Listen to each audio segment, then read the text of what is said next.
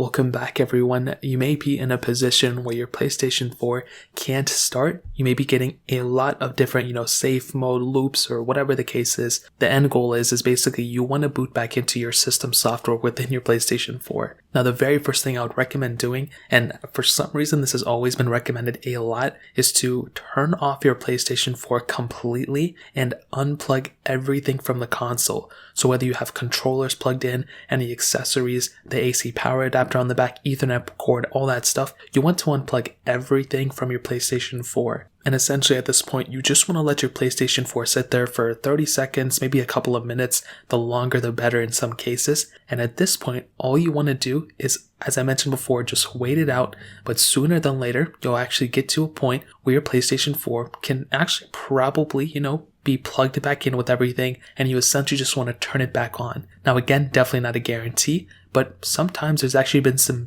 times where people were actually able to boot their PlayStation 4 back up successfully. So that's another massive thing you can do. Again, it may not work for everyone, but I would recommend if you're in this type of position to unplug everything from your PlayStation 4 and plug everything back in, and that may actually end up fixing the issue for you. Believe it or not, it's a very easy fix. It's not a guarantee, but it may fix it for you. Now, if that doesn't actually end up fixing it, we'll essentially have to go boot into safe mode ourselves and actually go ahead and fix it, if we can. So what we want to do is we want to go to our PlayStation 4. You want to hold the power button until you hear 2 beeps. So when you hold it down, you'll hear the first beep, and then a couple seconds later, you'll hear a second beep, and that's where you want to go ahead and, get off the power button and just let your PlayStation 4 boot up into safe mode. You'll get into a little panel on your screen that tells you to connect a PlayStation 4 controller. So go ahead and just, plug in a PlayStation 4 controller to the USB port on the front, and on the safe mode options, you'll see a couple of different things.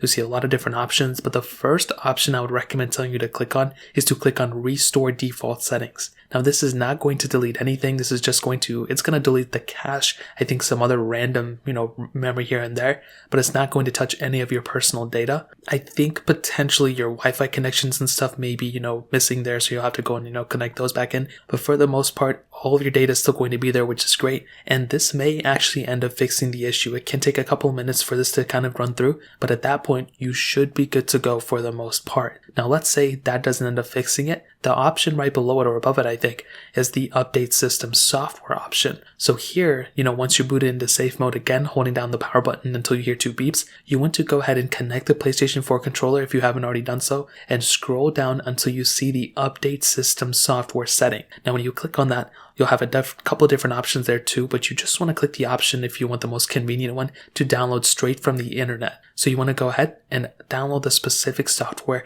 straight from the internet if you have an Ethernet cord plugged in and all that stuff. If not, you can always download the update to a USB drive and then essentially just go ahead and plug in that USB drive and install it through the USB drive. But that is pretty much, those are the main ways I would recommend everyone to go through and actually fix their PlayStation 4 if for some reason the PS4 can't start. Again, not a guarantee, but I'm pretty sure these ways will go ahead and help you if you're stuck in this type of position. If you guys have any other questions or anything like that, let me know in the comment section below. Hit the like button, that'll mean so much, but definitely hit that subscribe button. Every single subscriber that we get really does count, so it means so much if you guys can hit that. Also check out the other links down in the description as well. My Twitter, my Instagram, my other channels.